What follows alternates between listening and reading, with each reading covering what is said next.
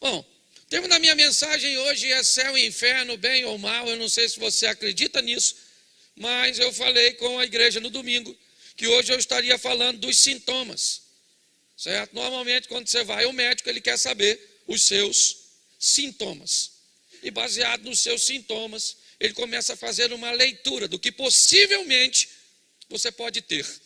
Nem sempre os seus sintomas, certo, darão com exatidão ao médico condições de estabelecer um parecer, mas certamente irá despertar nele um processo investigativo, para que ele possa discernir, através dos exames, qual é o seu problema, qual é o seu mal, o que é que está te atingindo. Baseado nisso, eu preparei uma mensagem para entendermos os sintomas, porque eu tenho descoberto que tem muita gente na igreja, mas eu estou com dificuldade de acreditar que a turma toda vai para o céu. Eu acho que a igreja está vazia, está cheia, mas na hora de entrar no céu, tem uma turma que só vai passar por Jesus, mas não vai ficar com ele. Lembra? Jesus vai estar lá, todo joelho confessará, todo joelho se dobrará, toda língua confessará, todo olho verá. Ou seja, todo mundo vai passar por lá, até quem for para o inferno. Vai ter que dar uma olhadinha no Salvador. E aí eu imagino Jesus lá, e a gente chegando, e Jesus falando: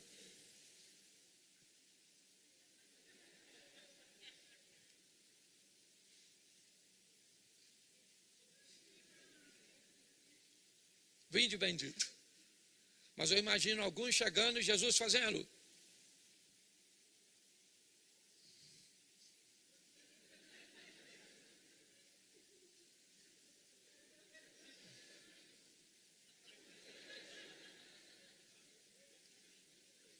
tem uma turma que vai para o inferno. Pastor, não vai. Vai, por quê? Porque Jesus disse que ia. E se ele falou, é porque vai. Então no céu, lembra? Deixa eu recapitular. Nós teremos 3 surpresas. Primeira, qual vai ser? Cheguei, caraca. Nossa, estou surpreso de ter vindo. Segunda surpresa, você aqui. Não esperava encontrar você, não. E terceira surpresa, cadê fulano? Então o assunto, nós entendemos aqui na igreja que a Bíblia é pautada em 2 assuntos centrais. O primeiro, salvação. Buscai primeiro o reino de Deus e a sua justiça, e todas as demais coisas vos serão acrescentadas. Gênesis 1:1. No princípio criou Deus os céus e a terra. Oração do Pai Nosso: seja feita a tua vontade, assim na terra como é feita no... Então o céu tem primazia. O céu vem primeiro. A salvação e a eternidade vêm em primeiro lugar. Já veio no Éden, nos demonstrando isso. No princípio, céus e terra. Os céus veio primeiro. No Novo Testamento vemos: se buscai primeiro o reino de Deus.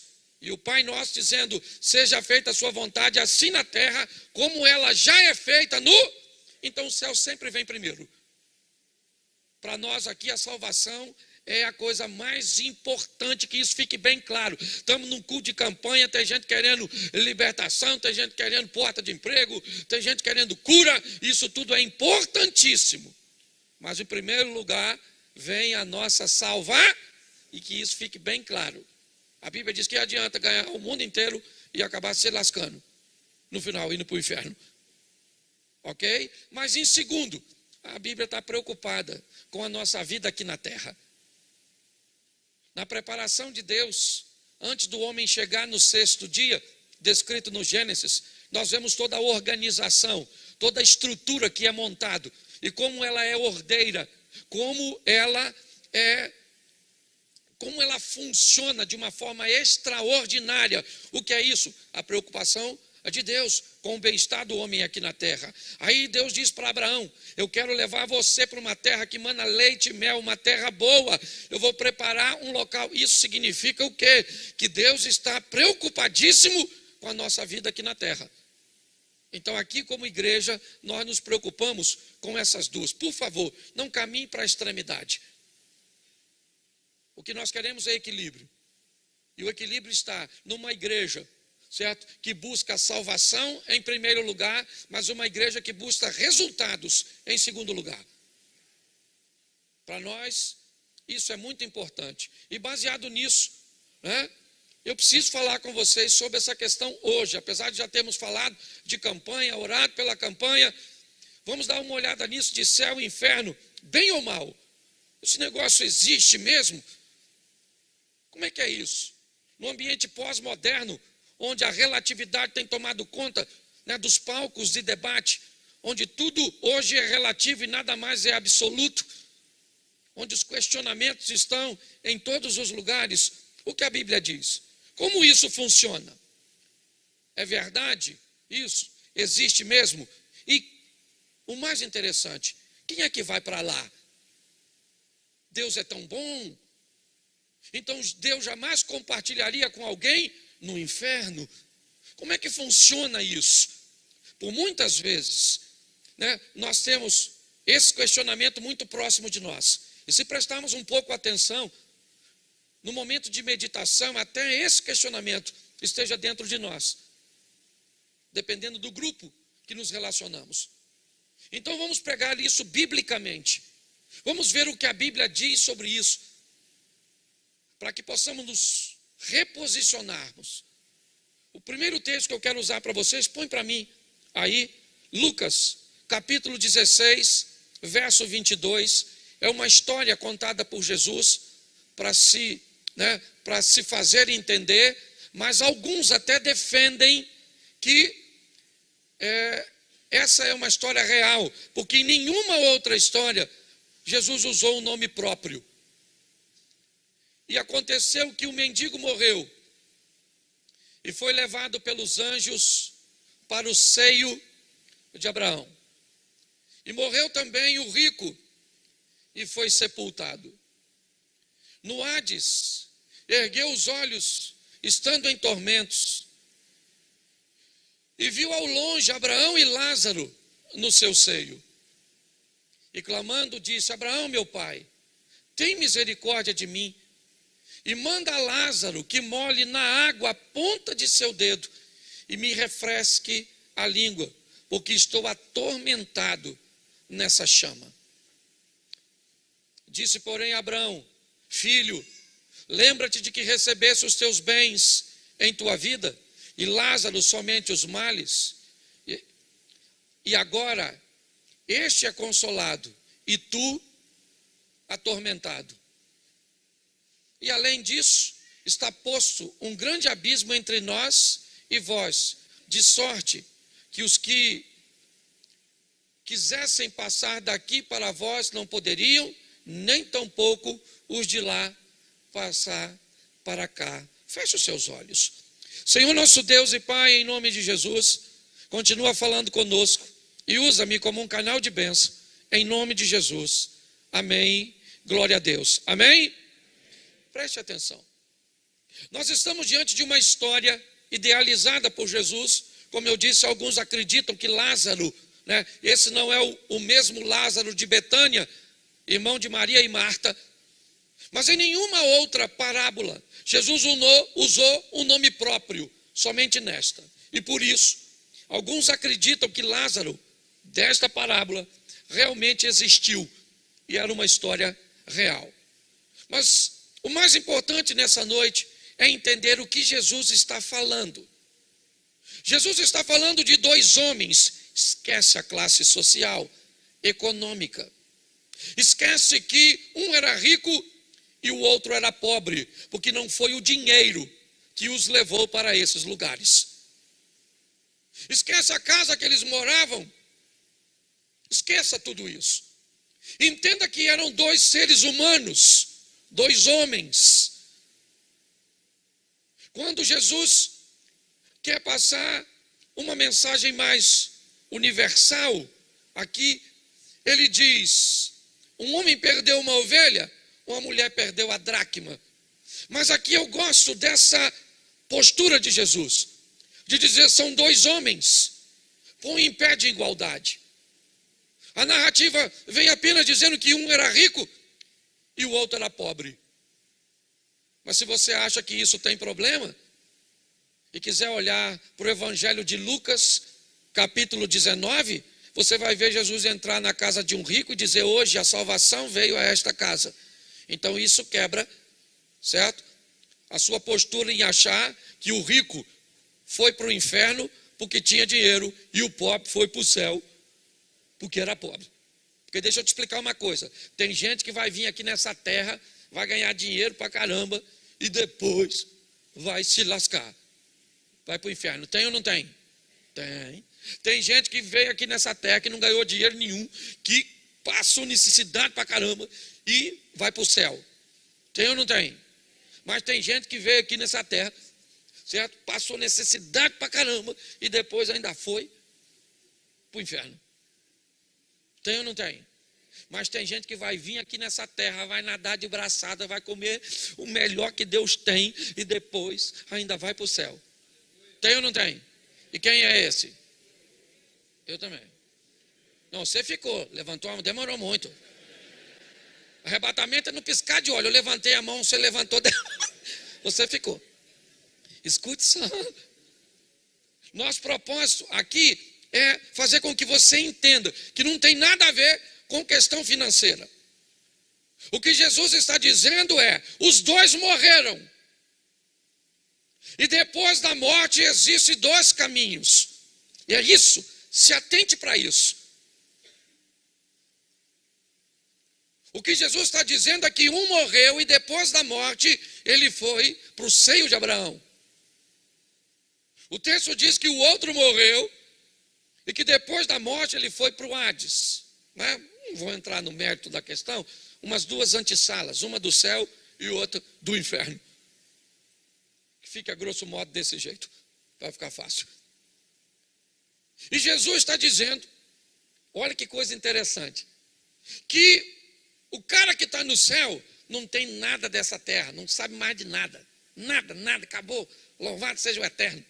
Novamente. Mas o cara que foi para o inferno reconheceu Lázaro.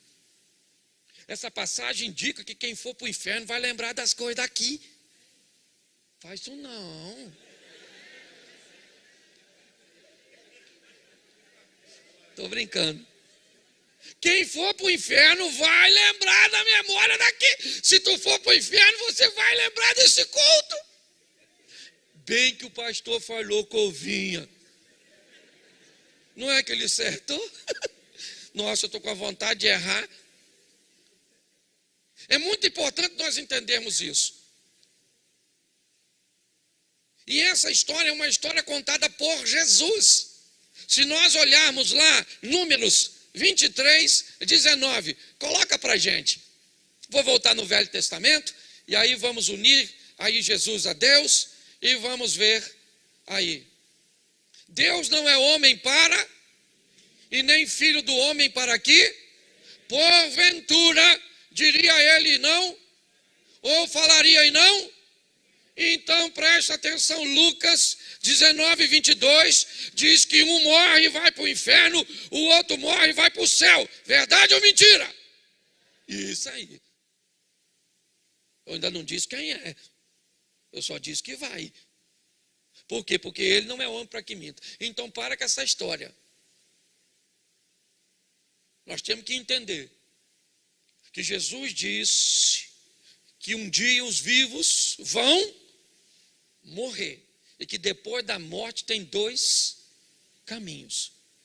Quem disse isso foi Jesus. Se você encontrar algum indivíduo, eu já vou falar disso mais à frente, que não gosta dessa sentença, que acha que não é justo, é a palavra desse indivíduo contra a de Jesus. Tu fica com a de quem? Então, cuidado. Pautado nisso, certo? Eu preciso esclarecer para vocês. Poxa, pastor, eu acho uma injustiça o homem ir para o inferno. E eu também acho. E Mateus 25, 41, me parece que também acha. Mateus 25. Então dirá também aos que estiverem à sua esquerda: apartai-vos de mim, malditos, para o fogo eterno. Preparado para quem? Preparado para quem? O inferno é para quem? Para o diabo e para seus mas eles querem companhia. O diabo não é para mim, o inferno não é para mim nem para você. Entendeu?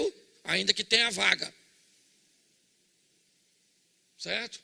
Ah, pastor, eu nem trabalho para o diabo o tempo inteiro, mas eu faço uns freelance. Tem uma turma que não trabalha de carteira assinada, mas fez um MEI e está lá. Certo?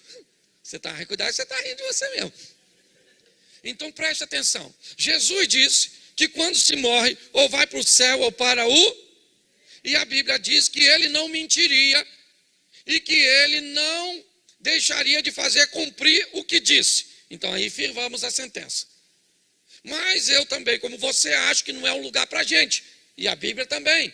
Ela está dizendo que o inferno, certo? Ele foi preparado para o diabo e para seus anjos. Mas como eu disse, eles não querem ficar lá sozinhos. Então eles vão buscar, sabe a historinha? O diabo é como um leão que anda buscando a quem possa tragar. É assim que funciona. Certo? Então, o que é que pode nos levar para o inferno? O que pode nos levar para o inferno é o tal do pecado. O salário do pecado é a morte. Ok? Então, o que pode me levar para o inferno? Pecado, porque o salário do pecado é a morte. Agora, o que é pecado? Eu resolvi fazer bem simplesinho para ficar, está até meio chatinho, mas é para ninguém ir. O Satanás fica lá na porta. Cadê Osia? Osia foi para o céu. Zia, Não sei, mas é só uma brincadeira. Ok? Porque é meu companheiro aqui, eu estou brincando, mas só para você entender. Certo? O que é pecado? Pecado é aquilo que infringe a lei de Deus. Então, pecado é que me leva para lá. E o que é pecado? A desobediência. Ok? E aí vem a pergunta: quem é que pecou? Vamos lá. Romanos 3, 23. Só para você nunca mais falar dos outros. Por quê? Por quê? Fala para quem está do seu lado. Todos incluem você.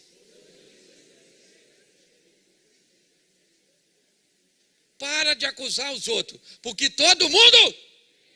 Nós só cometemos pecado diferente. Então, malandramente, a gente acusa os outros daquilo que nós não faz.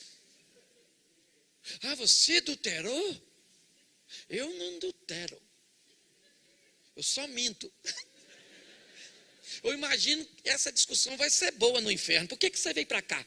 Adultério. Nossa, eu não adulterei. Mas então por que você está aqui? Orgulho de não ter adulterado. Porque tem gente que se orgulha do motivo pelo... Só pode. Só vai por um delito que na cabeça dele é menor que o dos outros. Que adianta, meu filho? O motivo que você entrar lá no inferno, qualquer motivo, é motivo. Ou será que vai ter níveis de tortura? Pensa, é umas cabeças muito doidas. Aí um acusa o outro. A Bíblia diz todos, lembra? Todos, lembra? Lembra de Jesus defendendo a mulher, aquela adúltera lá de João 8? Todo mundo com a pedrada na mão. Vamos tacar pedra nela. Aí Jesus... Quer tacar pedra nela? Beleza. Atire a primeira pedra quem não tem pecado. Não tem pecado? Como assim não tem pecado? Não, quem não tem pecado, atira a primeira pedra. É isso que eu estou falando. Aí ficou um olhando para o outro, com aquela pedra na mão.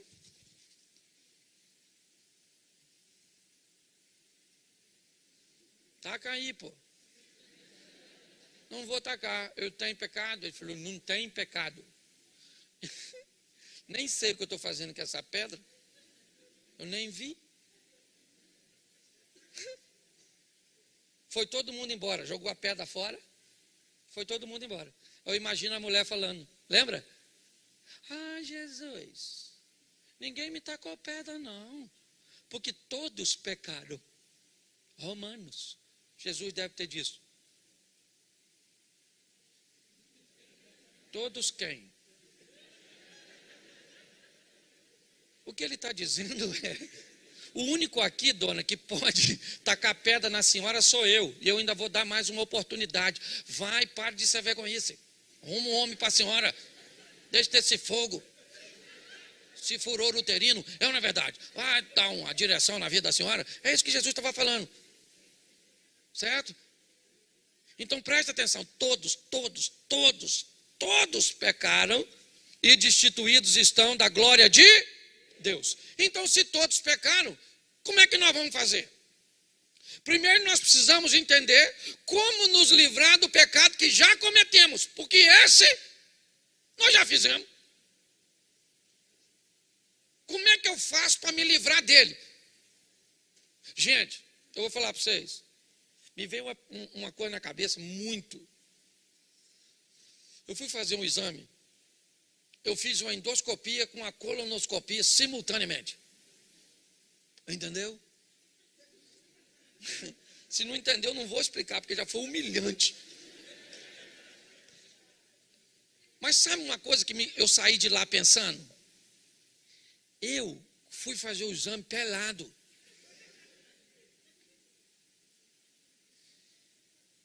E eu acordei em outro lugar vestido. Eu não lembro. Se eu tivesse morrido naquele exame, não ia valer. Ia valer a vida que eu estava levando. Eu não ia ter oportunidade de me arrepender, porque não deu. Não dava tempo. E eu saí passando mal, olhando para minhas calças. Falei, gente, vira tudo de mim. Mas preste atenção. Nós não podemos pegar a nossa vida, o nosso futuro, a eternidade, e levar ela para um momento. Não. Nós temos que levar a eternidade a sério para um estilo de vida. Porque eu posso morrer subitamente, mas meu nome está escrito no livro da vida. Eu não posso ficar contando, por quê? Porque eu vou te explicar um negócio que muitos engraçadinhos podem querer tirar proveito. Como se livrar do pecado praticado? Arrependimento. Certo? Aquele que se arrepende, que confessa, alcança misericórdia. Sim ou não? Sim. Então, pecado confessado no mundo espiritual é pecado, perdoa. Isso. Aí tem gente que pensa, peco, peço perdão. E outra coisa, engraçadinho, tu peca por varejo e pede perdão no tacado. Pecado tem nome. É muito legal, peca assim, mente aqui, faz lá, aí vai orar, Senhor, me perdoa, pecados, pensamentos e obra. Depois você nem sabe se foi perdoado ou não, você não falou? Senhor, isso aqui eu vacilei, olhei para aquela dona atravessando a rua. Sangue de Jesus tem poder, que dona é aquela? Se eu pensar agora, peco de novo, não é verdade? Você está rindo, mas é sério. Nós precisamos levar a vida espiritual a sério. Porque está assim, eu já vou mostrar a vocês algumas coisas. Então, se você quer se livrar do pecado, se arrependa. Estou arrependido.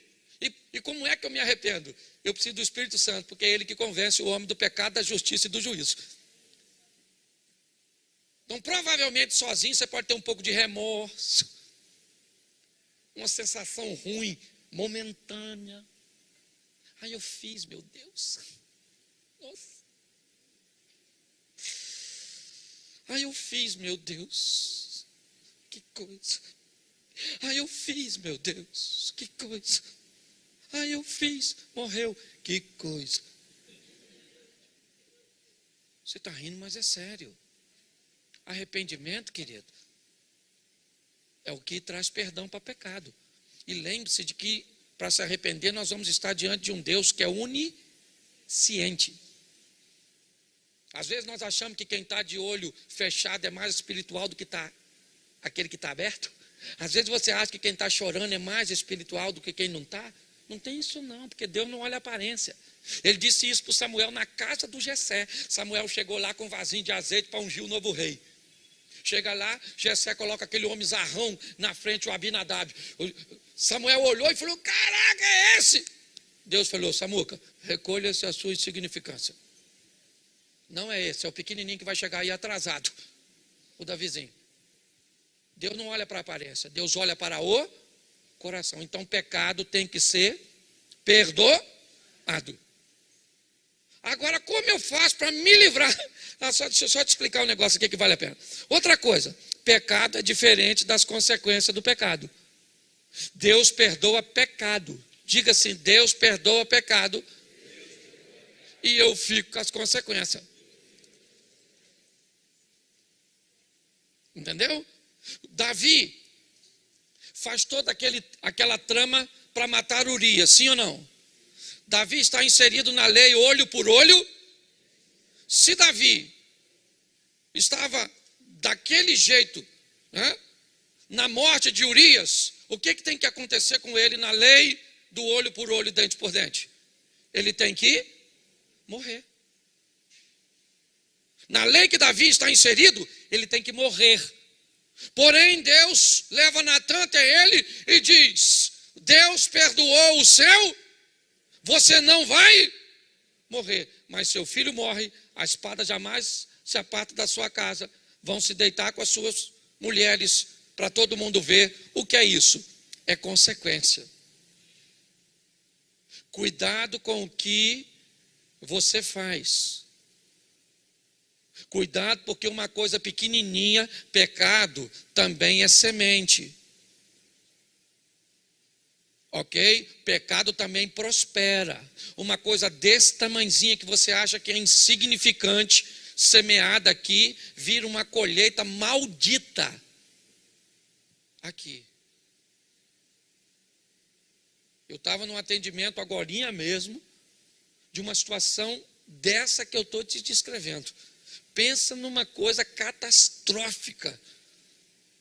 Por uma semente, a princípio, insignificante. Temos que prestar muito atenção nisso. Mas vamos lá. Como me livrar? Eu já falei com vocês de como se livrar dos pecados que já cometemos. Isso é arrependimento. Mas como é que eu vou lidar ou me livrar dos pecados futuros? Aqueles que estão me aguardando assim que esse culto acabar. Aqueles que estão me aguardando na minha rede social. Como? Aquela amante que me espera ou espera um contato depois do culto. Aquela imagem pornográfica que eu planejo, ou mesmo sem planejar, eu vou ter contato com ela. Como é que eu faço com os pecados que ainda não cometi, mas sei que eles vão estar aí fora? Como é que eu vou lidar com isso?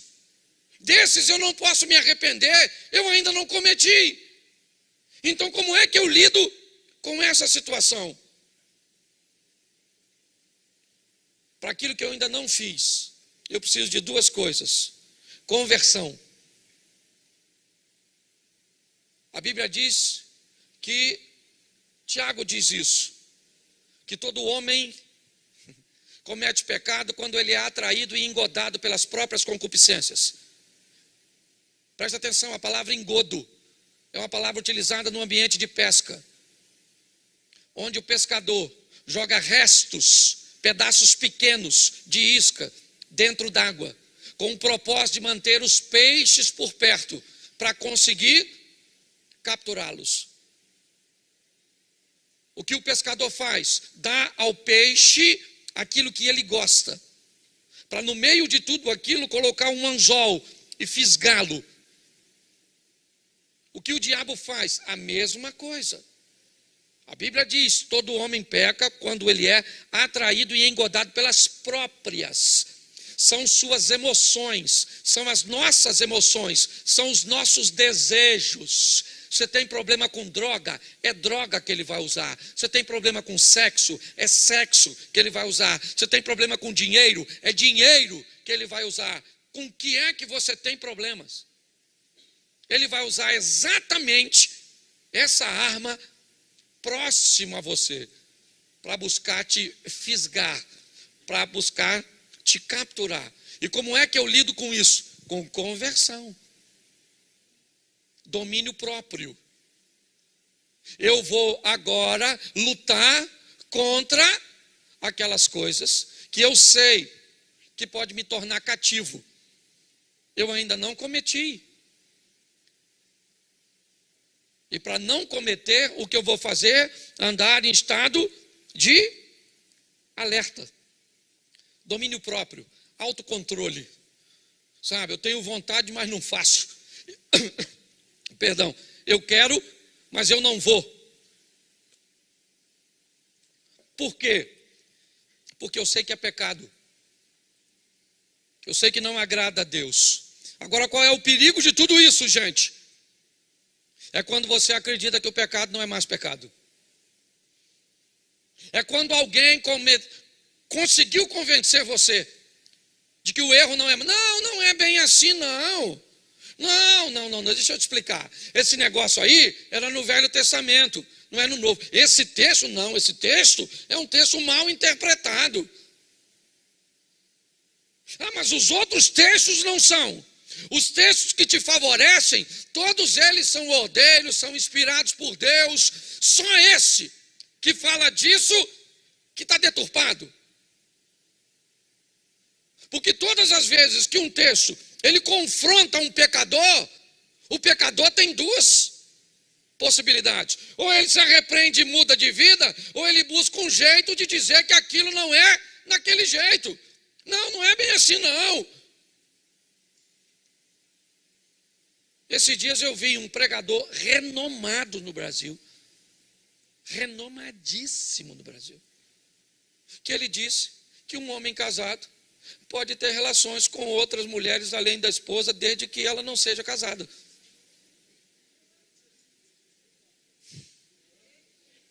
Falei, pode?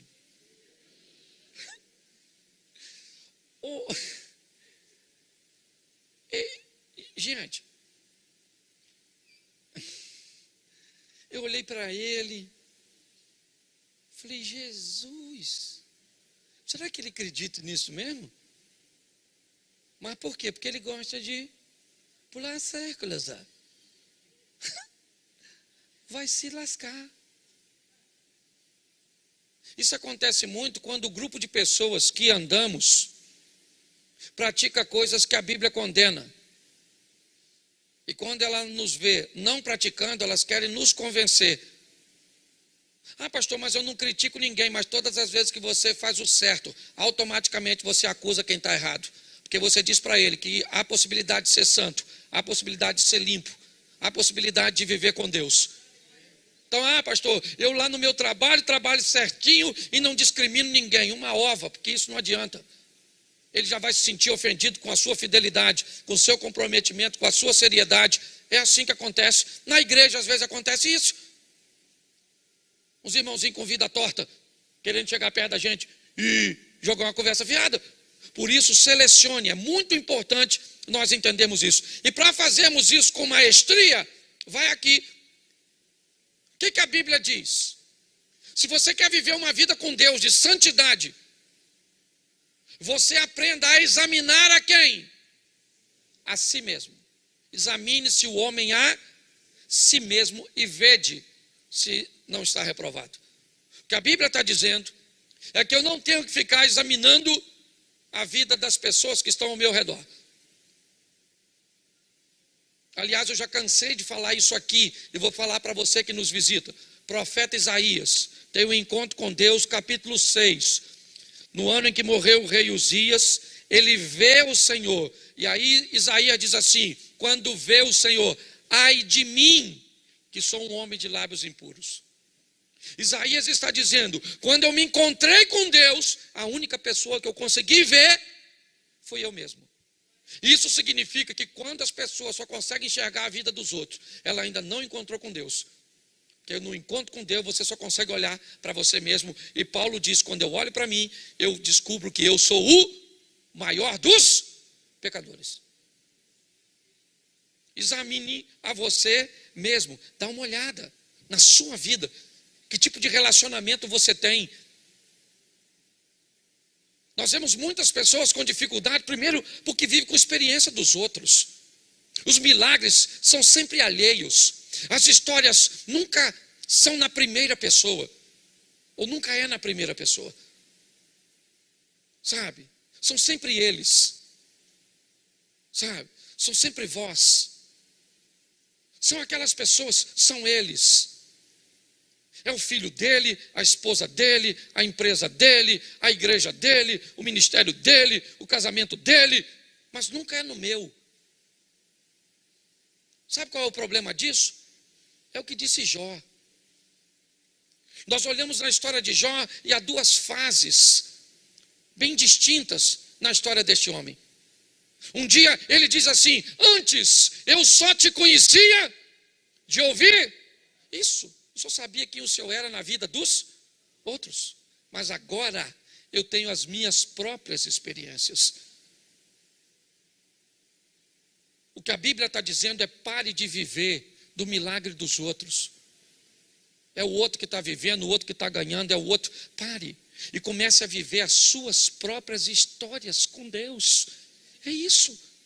É o que Deus quer. Um relacionamento de intimidade. É assim que funciona. Mas, eu já estou terminando. Nós vamos dar uma olhadinha, como eu disse, alguns sintomas. E eu acho que esse vai ser bem legal a gente falar. Sintomas de quem vai para o céu. Eu botei alguns aqui. Boa aparência. Boa aparência. Sintoma, não falei que vai. Quem não tem boa aparência já está botando quem tem no inferno. Isso não vale nada. Conheço um montão de hipócrita. Calma, deixa eu terminar de molhar o bico. Mas boa aparência. Certo? Se alguém que se veste com decência. Sim ou não? Sim ou não? Sim, querido. Ordem. Isso é legal. São sintomas, não falei que vai. Calma aí, poxa. Conheço as pessoas aí que põem... Eu estava num programa de TV e aí o apresentador fez uma brincadeira com o assistente de palco. Chamou ela na minha frente. A mulher estava com um saia assim. Não sei o que era aquilo. O que alguém foi fazer, acabou o pano. A dona estava quase pelada. E aí ela assistente de palco, estava lá, ele chama a mulher na minha frente, rede nacional, e pergunta se ela chegasse aqui na igreja, o que é que eu faria? Aí eu falei, receberia com todas as honras. Claro, ia ser muito bem recebida, ia cultuar conosco, mas se quisesse caminhar conosco, ia receber algumas instruções. Foi isso que o irmãozinho falou. Acabou a minha apresentação, estou eu indo para o camarim, vem ela correndo no corredor. Chorando. Vocês são preconceituosos. Falei, eu? Eu não brinquei com a senhora não, moça. Foi o seu patrão. Eu falei nada não. Porque eu garanto, senhor, que lá na igreja do senhor tem uma mulher que usa roupa lá embaixo, assim, com a vida tudo torta. Eu falei, pior que tem. Deve ter mesmo. Mas vou falar uma coisa, pessoal, eu estou indo para o camarim e sobre esse assunto, você discute com ela quando você chegar no inferno. Que eu vou... virei as costas e fui embora. Então, por isso que eu estou falando. Não estou falando que isso é um fator. Estou dizendo sintoma, boa aparência. As donas andam, vêm até para a igreja, parece que o mamá está com calor, quer pular, a saia lá no pé, o lascado lá em cima. A dona que veio esse dia aqui, meu filho, sentou, você via até a cicatriz da cesárea da dona.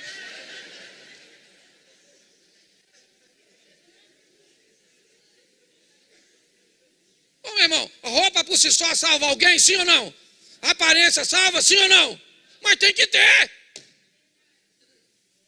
Pelo amor de Deus.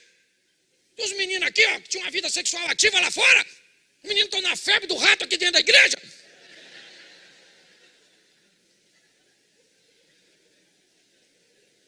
Pelo amor de Deus, rapaz. E tem uns caras também. Umas roupas apertadinhas, parece que é negócio de avaco.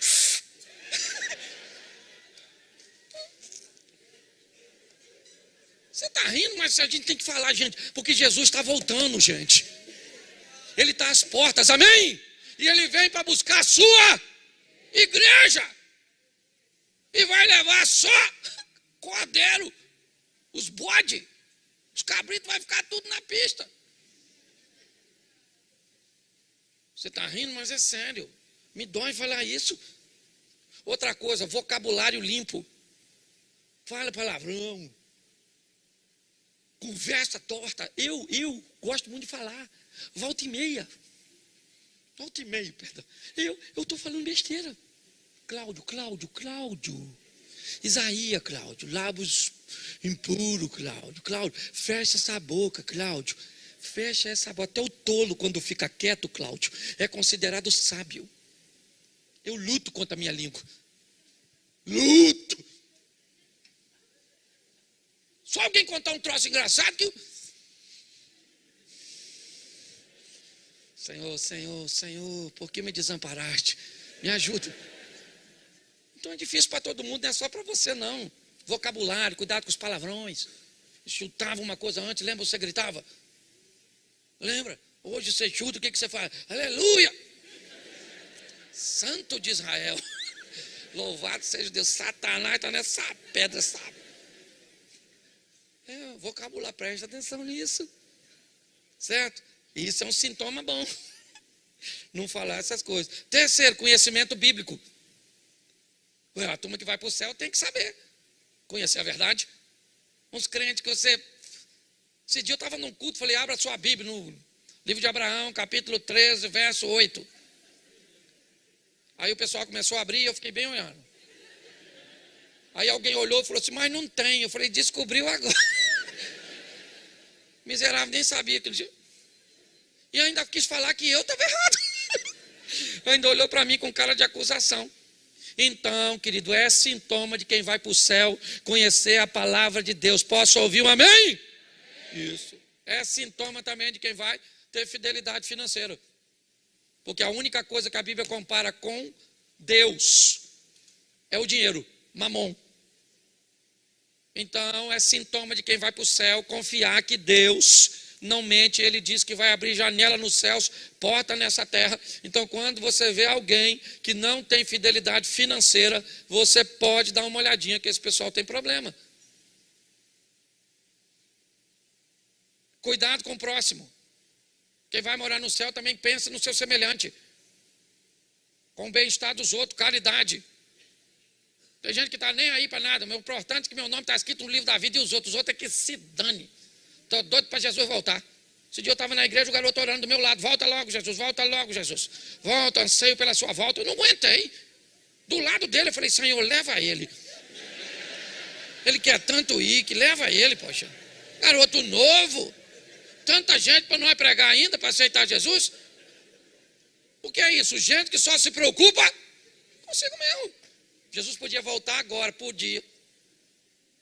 E essa turma toda que ainda está perdida aqui para você gravar, para evangelizar as pessoas. Olha que beleza. Comprometimento com a igreja. Também é sintoma de salvo. Culto ao pastor. Igreja é uma invenção do homem. Igreja não salva ninguém. Eu não quero mais ver a igreja. Então vai, meu filho. Vai. Cristo em casa. Vai lá, faz. Vai ser aonde? Então, deixa eu te falar, é sintoma de salvo. O comprometimento. E conduta moral. E eu aprendi uma coisa: o que é moral? Moral é aquilo que fala de você quando tu não está.